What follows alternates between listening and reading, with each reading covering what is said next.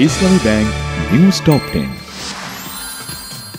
জুলাই সনদের খসড়া প্রস্তুত, আগামীকাল কপি পাঠানো হবে বিভিন্ন রাজনৈতিক দলের কাছে, জানিয়েছেন জাতীয় ঐক্যমত্য কমিশনের সহসভাপতি অধ্যাপক আলী রিয়াজ।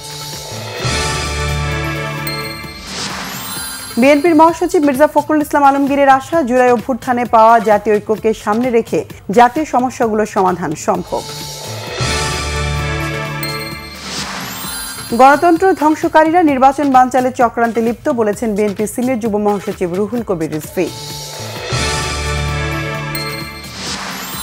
জাতীয় নাগরিক পার্টির আহ্বায়ক নাহিদ ইসলাম বলেছেন, ভারতীয় আধিপত্যবাদের বিরুদ্ধে সংগ্রাম চলবে, দেশের সার্বভৌমত্ব রক্ষায় কাজ করে যাবে এনসিপি।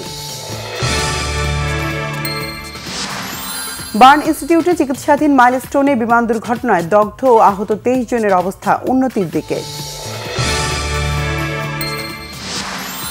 এখনো শিক্ষার্থীদের ট্রমা না কাটায় মাইলস্টোন স্কুল খুলতে সময় নিচ্ছে কর্তৃপক্ষ।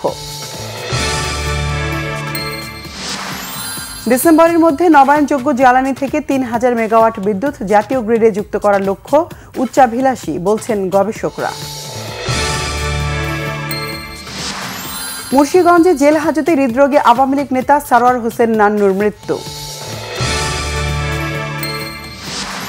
ফিলিস্তিনের গাজার 3টি এলাকায় প্রতিদিন ইসরায়েলের 10 ঘন্টার অস্ত্রবিরতি।